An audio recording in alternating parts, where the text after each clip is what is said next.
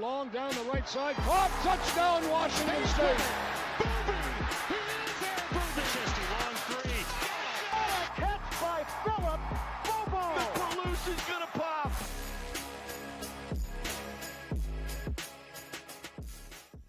Welcome back to another episode of the Fieldhouse Report. We have a very special guest with us here in this episode. He's none other than three-time Husky Killer, Alex Brink. Welcome. Thanks, boys. Happy to be here. Happy to have you. Alex, you had over 11,000 yards passing while in college. You had 76 TDs, which ranks third time, oh my gosh, all time at WSU. I can't even speak there.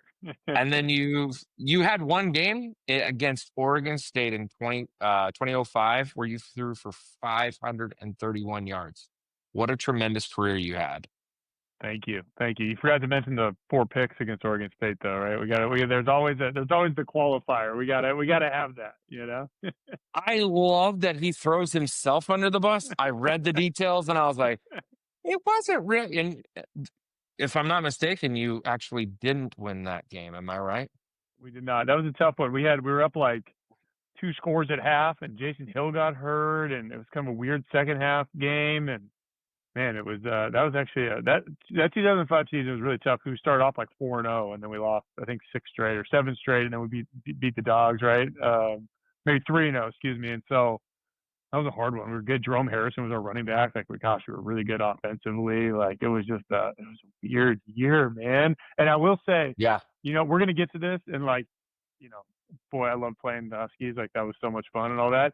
The Oregon State Beavers gave me all sorts of fits. Like, man, that D coordinator, Mark Banker for Oregon State, like, he had my number in college.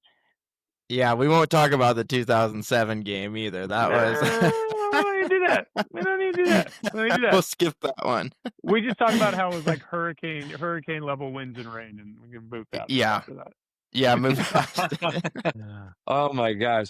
Yeah, I actually, you talk about Oregon State like that and going to Corvallis, they have had so many games there through the year, particularly through the Riley era.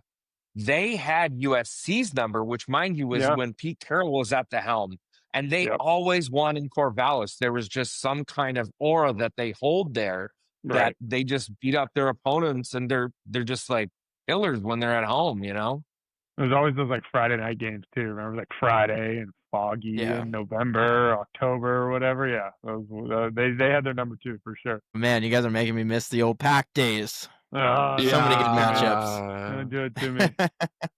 Oh boy.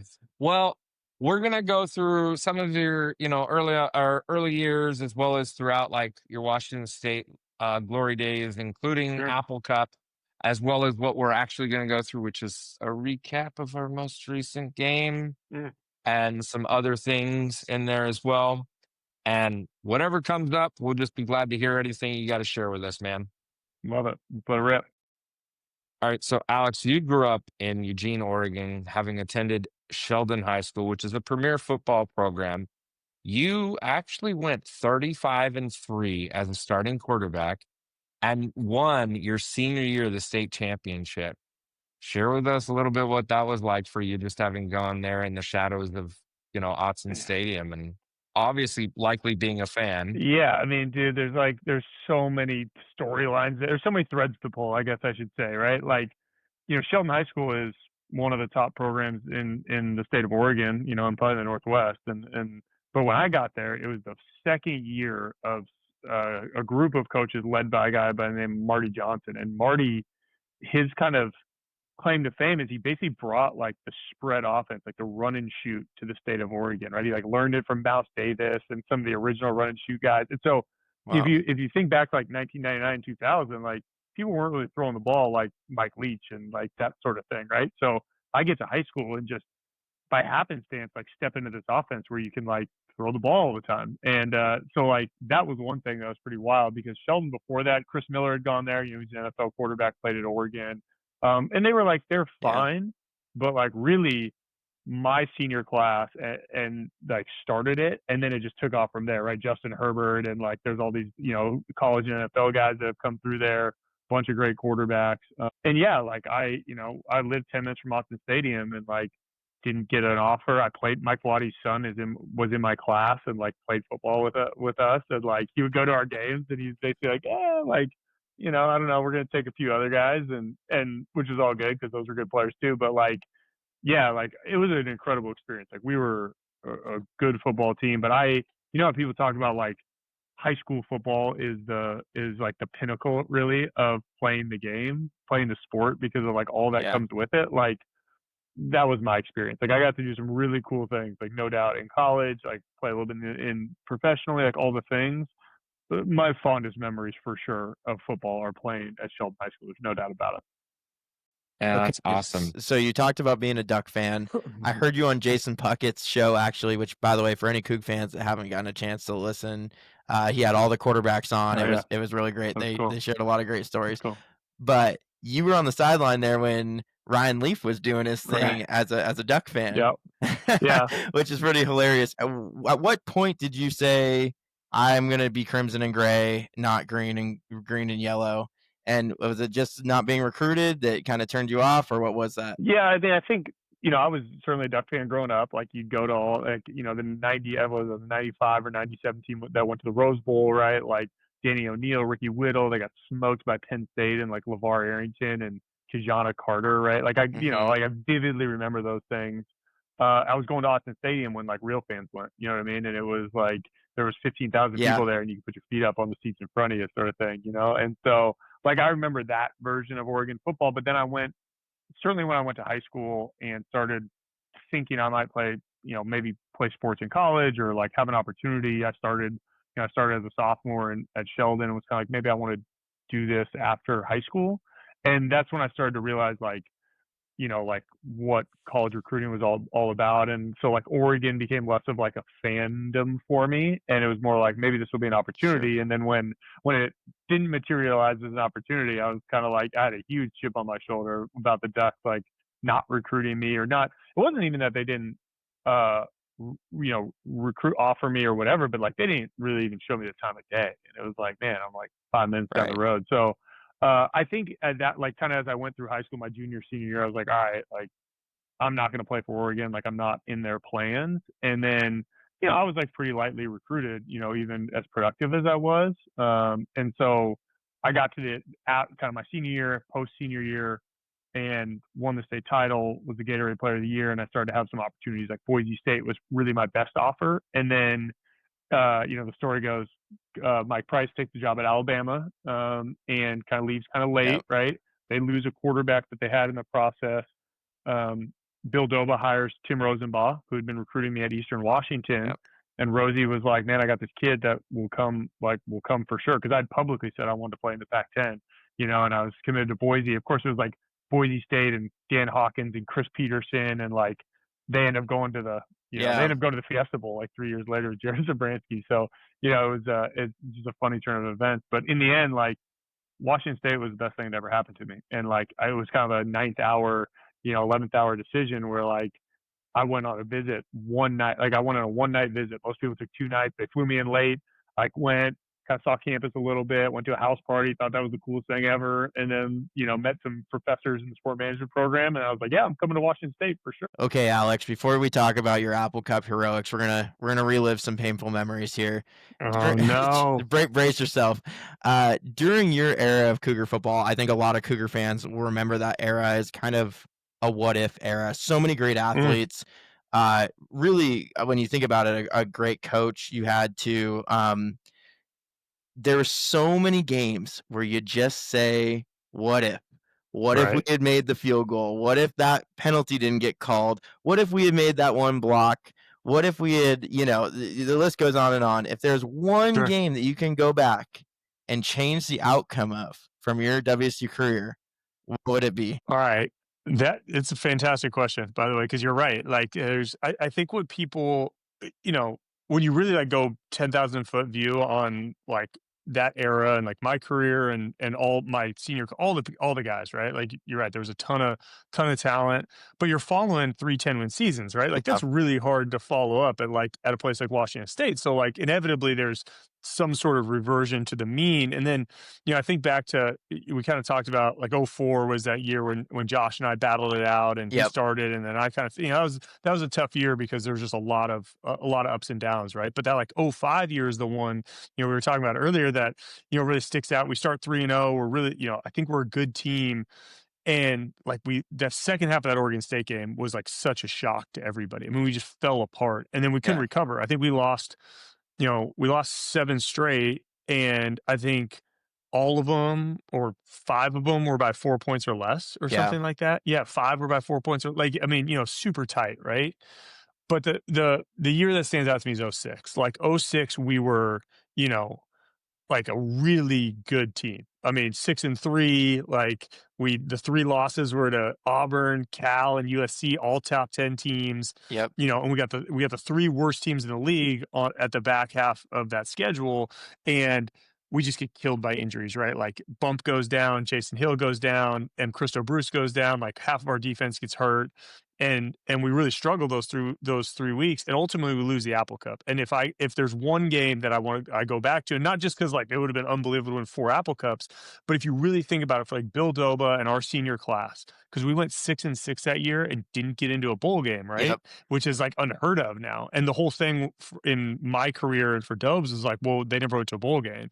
If we go to a bowl game there, I think it really changes the narrative on like that time frame.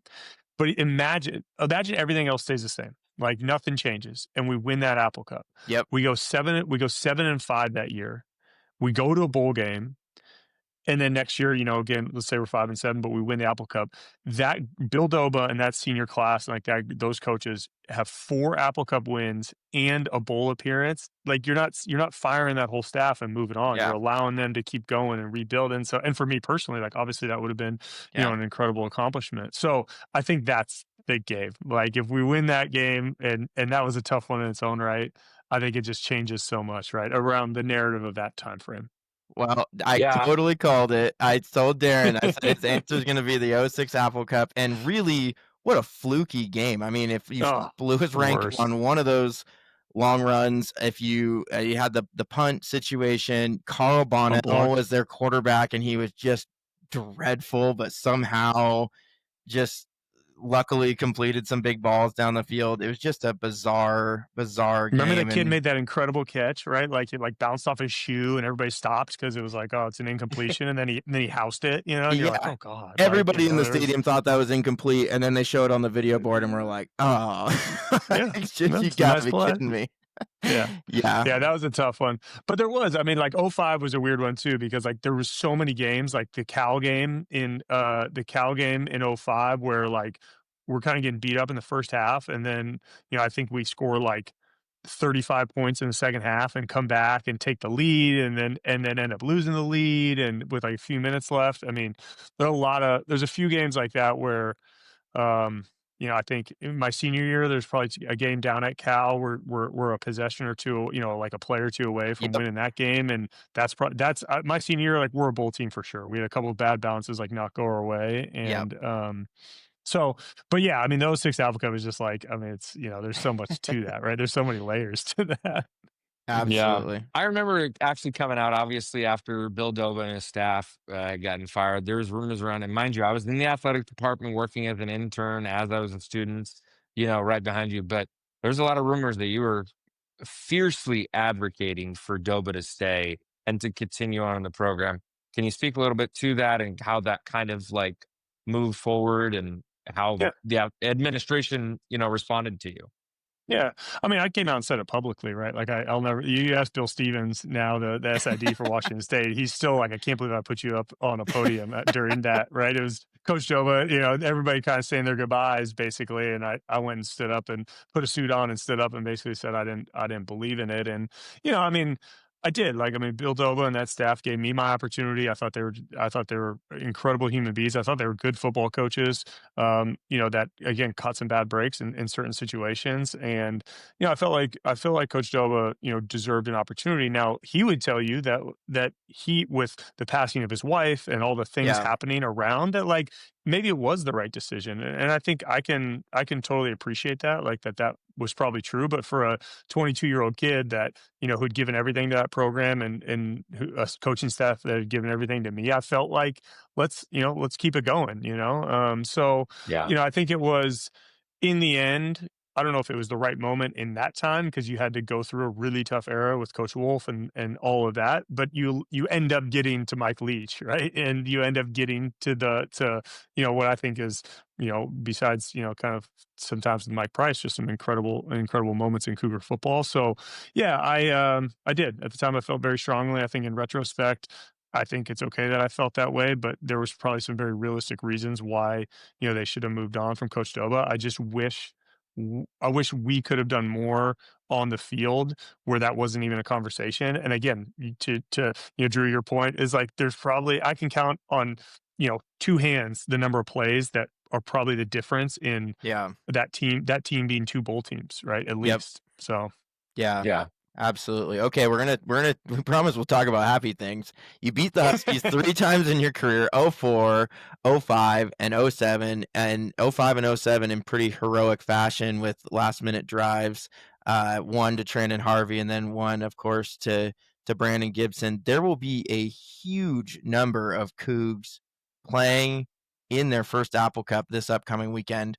What advice do you have? What was it about the teams that you played on and their mindset that allowed you guys to play so well in the Apple Cup each year? yeah, I mean, I'm probably like and I think the guys that I played with would say the same thing. Like, Coach Doba made a big deal out of the Apple Cup, right? Like he coached there a long time. We always had people come back and, from the program and talk about it. And like, right or wrong, we kind of did treat it as like a different type of game. And, I grew up in Eugene, right? Like we talked about with the Civil War and Oregon State. Like I saw those historic rivalries. And so, I'm just not one to say like it's just another game, right? Yeah. And like I'm on the outside looking in, so it's a lot easier to say that here. But like as a player, like I rode the wave too, right? And I think the way that type of emotion and that type of excitement can be okay. Like for a lot of these guys, like I think what's really cool is think about all the new guys on this roster and they played 2 home games, but you're playing Idaho and you play San Diego State. Like you're obviously not, they didn't have the crowd support that they're going to have on Saturday.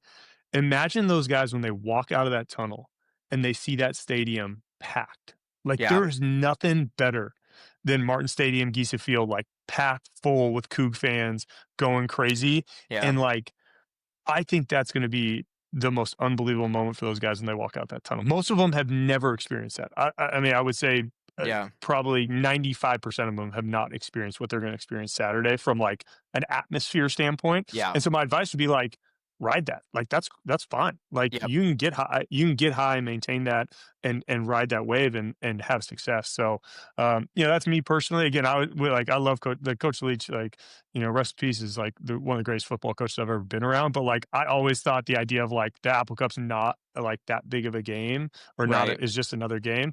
Like I never really bought into that. But again, like I was, like I said, like I was really, I thought a lot of the rivalry. I think it's important.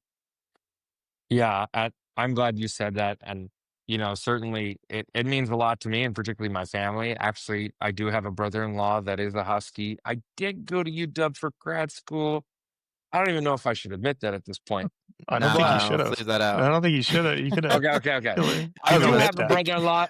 All right, You can like bleep that whole thing out. Like, yeah, this is what I was talking about when I said we can edit afterwards. That kind of stuff. Yeah. I do have a brother-in-law that went to, UW and obviously going to Apple Cup in the fall and particularly on Thanksgiving weekend meant a lot for me and my family because we always gathered together. And so nowadays, it being in the earlier part of the season, my father-in-law who's rode the wave of, watching both sides and enjoying both victories for both schools has said he feels that us having it earlier in the season is actually an advantage for us, the Cougs. What are your thoughts on that? Yeah, I agree with that wholeheartedly, actually. Like, I think it's a better time to play this game for the football team. Like, maybe not for the history and pageantry and what it is, but also, like, it's not the same anymore. Like, you're not playing for Pac-12 championships. You're not playing for – so, like, that's kind of irrelevant. And I think, your the Washington State will always be less resourced than Washington, will always be a little bit thinner on the depth chart and those sort of things. So when you play early, like typically you're going to be healthier. In the past, when Washington State was an air raid team, like or wanted to throw the football more, like it definitely helped you to play earlier, would help you to play in September rather than November, right? Think about the years like Gardner Minshew year, right? Like it's half snowing, right? And you can't do anything. And they got running backs running for 250 yards. Like, that I think there was some challenges there. Now, yes, do I miss the again, like you were alluding to, the pageantry of what it was, when it was on that Thanksgiving weekend? Sure. But I think ultimately it's a better game. And like right now, like in this season, could not be a better time for this team to have this game. So, I think it kind of speaks to that, right? Yeah. Yeah. Well, Alex, you had a lot of enthusiastic, big personality teammates, obviously the likes of McChristo Bruce, Jake Collins, Michael Bumpus. Who was maybe some of the biggest personalities, or who could amongst your teammates do some of the greatest impressions? Oh my goodness. So the man that can do the best impressions was my left tackle and one of my best friends, groomsman in my wedding, Bobby Byrd. Bobby Byrd does some of the best impressions you'll have. Stop it. What? How did you? Yes. God, you got me all excited. I knocked my camera down. Okay. Hey, Bird. What were some of the best impressions that you Okay, you got to. Okay, guys, you got to start with our linebacker coach, Leon Burnett. He said you would ask for that one. Well, rest his soul, but yes, Coach always gave us opportunities to get some comic relief. But those that played for him and coached with him might sound this to be familiar. So he always loved just I always try to create scenarios in my mind of like, hey Bill, talking to Coach Doba. Hey Bill, why are you calling that, man? We should be calling that.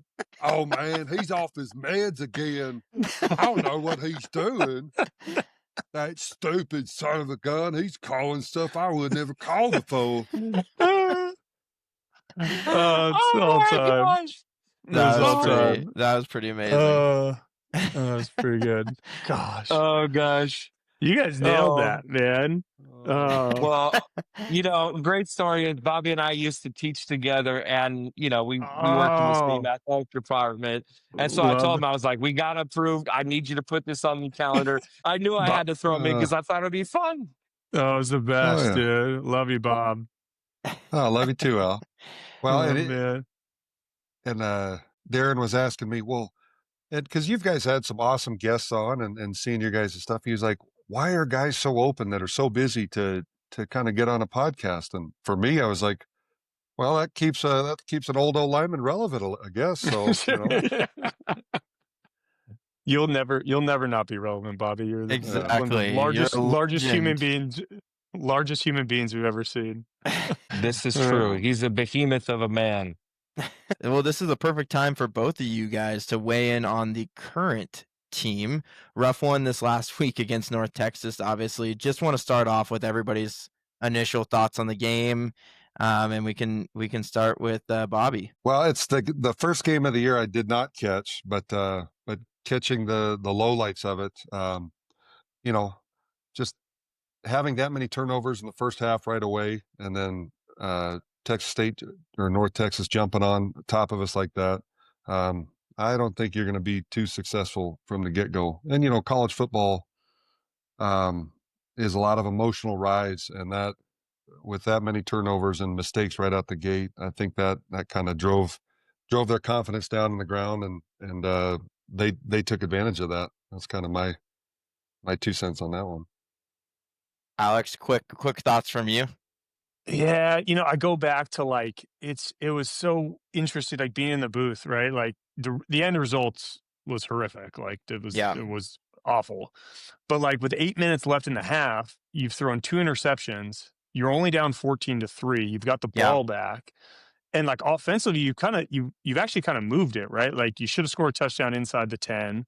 You throw an interception when you're on the other side, on their side of the 50, and then defensively, you give up a big drive to start the game, but like kind of settled in. And so I remember looking at Chris King in the booth and be like, I think we're going to be okay. Like I think they're going to figure it out, and then you fumble inside of your own 15 or whatever, and then you follow that up with the drop punt, and like that's where the snowball effect happens. Like, Sure. and Bobby and I have been in 1 or 2 games like that. Like when that snowball effect happens, it's so hard to pull yourself back out of it, right? Yeah. You need everything to go your way. And I think as I look back on the game, and so I said, I'm so excited the Apple Cup's happening because it's kind of like, everything that could go wrong did go wrong. And so you got to kind of move past it, learn from it, but move past it. Right. Yeah. And, the fact that they have such an emotional game at home coming up, I think it really helps, in my opinion, like helps the team like get past a loss like that. Right. Absolutely. Okay, so I'm going to read to you guys the starting field positions for North Texas in the first half. Here they are. They started on the WC 12-yard line after an interception. They started on their own 25-yard line after a kick. I think I got those swapped around, actually. It was the first one. They eventually had the ball at the WC 19, the WC 30, the WC 12, and the WC 20, all after turnovers. So they had a really, really short field to work with. I actually think had we not turned the ball over, I think our defense would have played much better against Air Raid. And you kind of mentioned it, Alex. We did kind of settle in after that initial drive. So I think our defense is going to be just fine. The offense is what worries me a little bit more. It seems like there's maybe some deeper problems there. Just today, Coach Rogers said that at QB, it'll be open competition this week amongst the 3 guys that we've seen play so far this season. To both of you guys, what do you make of this? Is this just gamesmanship on Jimmy Rogers' part, or is this really happening? We don't know who's going to be the starter for the Apple Cup. Go, Bobby. You I want don't to take that one first, Al? Oh. Well, no. Al's he'll break it down a heck of a lot better than me. But to be honest with you, with the current state of college athletics, I wouldn't doubt it. It's the real deal as far as him trying to find out who his guy can be. Especially with the first 2 games, not too bad, but with last game and all those turnovers, I think that's a legit kind of assessment by Coach Rogers and kind of where he's seeing heading, taking the team into the direction that he wants to take them. Yeah, I mean, I think anything I've learned, or what I've learned from Coach Rogers thus far is you kind of got to take him at his word, right? Like he's a really honest guy. He's going to tell it like it is, both the players and the public. And I think that's a really redeeming quality. I think that's a good thing for a football coach. In the end, like the quarterback battle was tight. So, you gotta, when it's tight, that means there's some, all those guys in the room did something good to keep them in it and give them a shot. Yeah. And to Bobby's point, I think, this day and age in college football, there's a lot to be said and there are a lot on the line. And so I'm taking Coach Rogers at his word that, there's going to be a competition and we'll see whoever he feels like puts this team in the best chance to win come Saturday. Yeah, absolutely. Okay, we're going to cover the good, the bad, the ugly from this last game. But real quick, each of you, I want to hear, and we can start with Darren. Who do you want to see under center on Saturday? It's so tough. I mean, I'll be honest with you. Zevi, when he came in, despite the fact that he missed a few things and whatnot, I really kind of want to go with Zevi at this point, just from a personal standpoint. Obviously, the coaches are going to see everything on the inside, so I leave it to his discretion and trust them and their process. But Zevi, at least from a North Texas standpoint, did appear to stand out above the others. So that's what my choice would be. So, Bobby, feel free to jump in. Alex, you take this one. Pretty agnostic. I'm going to be really honest with you guys. Like, I've been there. Like, I've been all 3 of these guys, right? When you talk about Zevi and Jackson and Duggar, Julian, like I've been all 3 of them in some capacity. So like I could make a case for everyone. I give you the case for all 3 of them. In the end, like I want whoever's out there to like feel confident in in their opportunity to like be the guy. And I think that's like Right. all that matters, right? Is whoever it is, whoever's pulling the trigger, like feels confident in that, and that they got a good plan around them, and the other 10 guys on the field with them are supporting them. And so I think you're going to get that regardless. But yeah, Yeah. I like boy, like when I tell you I've felt it viscerally, like I've felt. Well, I've just from an offensive lineman standpoint, I remember Al early on when it was you and Swags, and we had a conversation with Coach Yarno about it. And the cool part, Coach Yarno kind of trusting us, it was like who's the guy that you guys trust the most? And it was you. It was you, Alex. So I think you got to go with whoever, like Alex was saying, like you got to go with whoever the team kind of is backing the most. At this point, with all of them kind of having some success and some struggle. So I'd say if the whole team has their back, then they've got that most chance to go out, be confident, and try to make good things happen. Yeah. No, I think that's a really good point that you bring up, Bobby. I felt like for a long time there is something more to playing quarterback than making the right reads and the right throws. There's this it factor where you get the whole team around you to believe. You get the linemen to block a little bit harder. You get the wide receivers to run their routes a little bit harder and a little bit crisper. And there's something that happens when the whole offense truly is behind a quarterback. And people will say like, oh, well, we're behind whoever's out there. But there's just something about it that is different. And in my opinion, from watching all of these guys play, Zevi is the one that has that it factor, that everybody blocks a little bit harder. The running backs run a little bit harder, and he gets that team to go. And that doesn't always mean he makes the right read or he's perfect accurately. But I feel like he's the got that it factor that'll get our offense to go. We can cover the good, the bad, the ugly. We'll just kind of jump around here since we're running a little bit low on time, and just each touch on one little piece. Darren says there's nothing good from this game. That's his notes. My notes. Good things. I literally, there was almost nothing good about this game. It was dreadful. It was tough. Many of the things I will say, like, it was tough, right? And this isn't to say that I'm not going to continue to share my support and be positive about being a Coug and everything like that. But there's an element to this game that sits a lot different than that 08 loss to SC, which was 69-0. You knew SC was going to come and take care of business at that time. You didn't know or expect that something like this was going to happen. And that's the part that I do feel with the rest of the fans. Like, I understand their feelings, and it was tough to watch. Okay, well, negative Nancy. I'll say something good. I'll say something good. Carter Pabs, the 6'1", 195-pound freshman out of Wichita, Kansas, wearing River Craycraft's old number. He looks good, and he caught that deep ball, highly contested. He had 3 receptions, 65 yards on the day.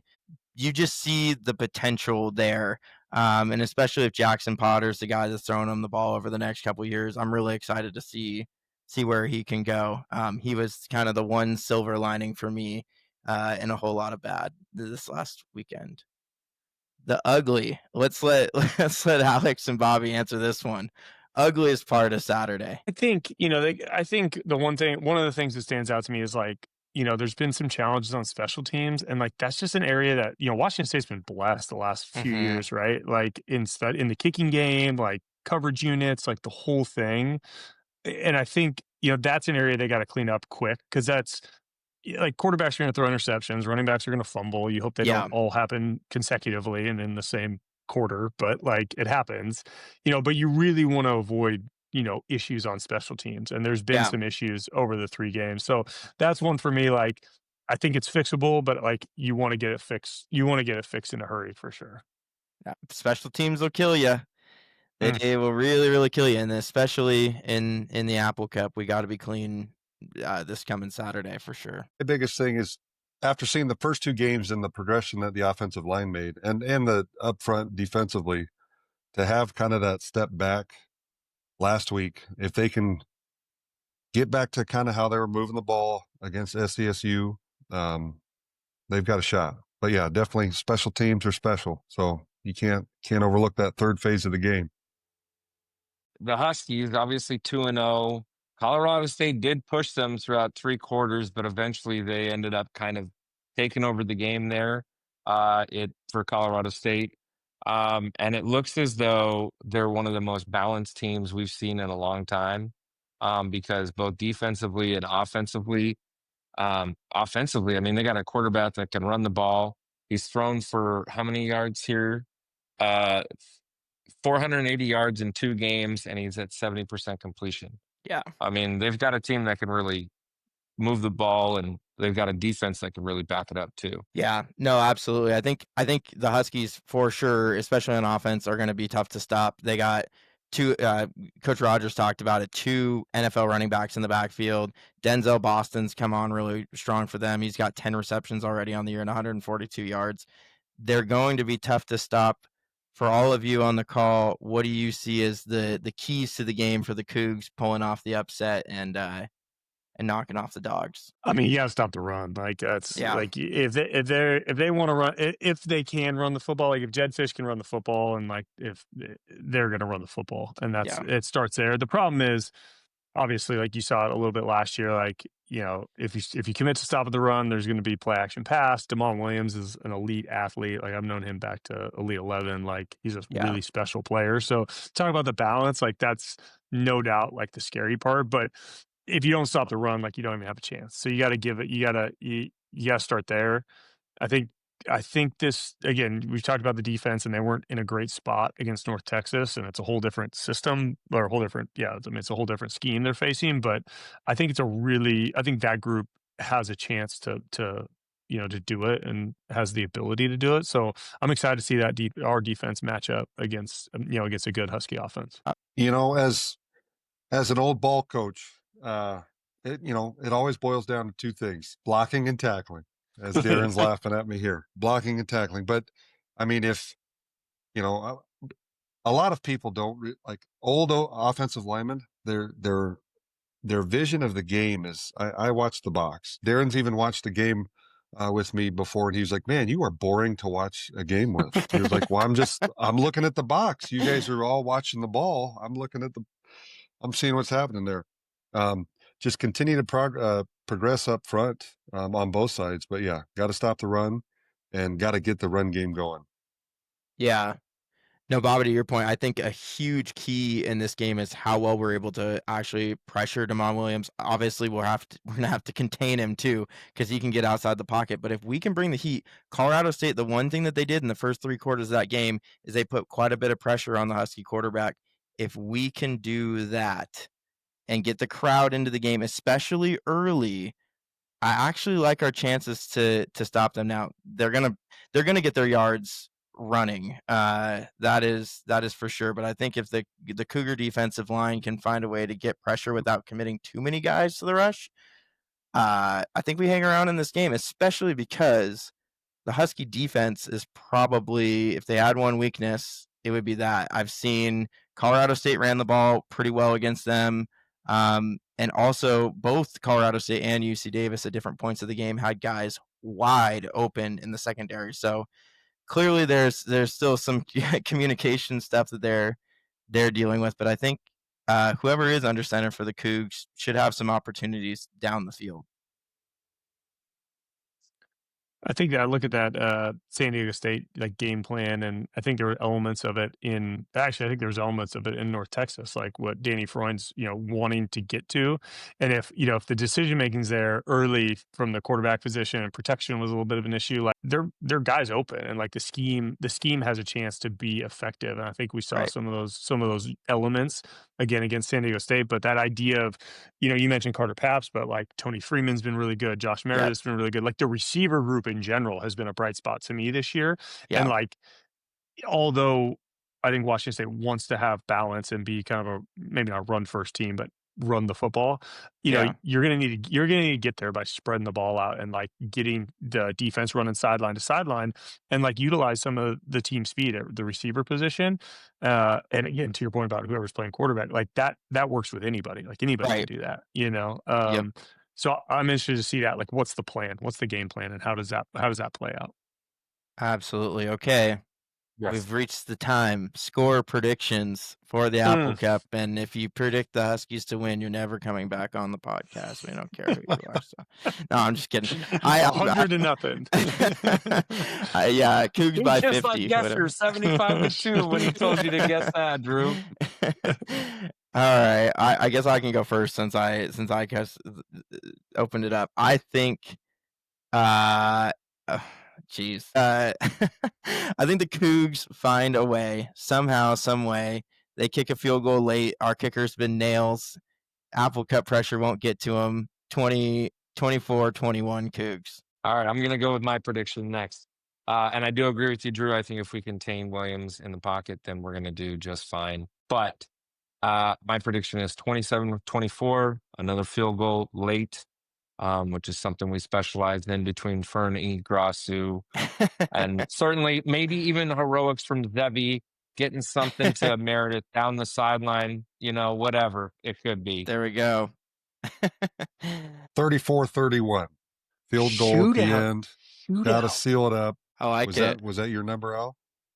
No, I think if we win this, game, it's gonna be a grindy one. So I'm of the mindset a grindy 20-13 win. A lot of field goals in there, some turnovers, really messy. I think that defense shows up big and is able to maybe force some turnovers and again get some stops when they need to. I think low scoring. I love it. Yeah, I think we root for chaos in this game. Chaos. Pac-12 after dark vibes all the way. Tons of turnovers. Yeah, we need chaos. Maybe it'll snow. I don't know. Something to go our way. In September? No, I don't want that. Well, we really appreciate having you guys both on. It's always good to relive the Cougar glory days, and we really appreciate your thoughts on the current team. So thanks again for taking the time, both of you. Thank you guys. Thanks for having an old O-lineman. Oh yeah, thank you guys for bringing my guy on. I mean, come on, like that was the best. It was the highlight. That was the highlight of my day. Like, man. Thank you guys. It was awesome. I'll share some insider information with you, Alex. I actually called Bobby as soon as you agreed through the Instagram, or maybe it was the next day. And I said, hey, Bobby, Brink just said he was going to come on. And of course, I had conversations. We were working together for a couple of years. And I said, would you be willing to come on? Would he, do you still talk to him? He goes, oh yeah, we're like best friends. And and sure enough, he's like, no problem. I'll do it. And, typical Bobby Byrd fashion and everything with all of his voices is Mississippi. And give us a Mississippi Go Cougs, Bob. Well, Leon Burnett, he was a Cajun, so go Cougs. The Cougars, they going to win that ball game. I tell you what, they going to get those Huskies. I tell you, they going to kick them down. Okay, we got a foot on that. I love it. All right, go Cougs, everybody. Go Cougs. Go Cougs. Go Cougs.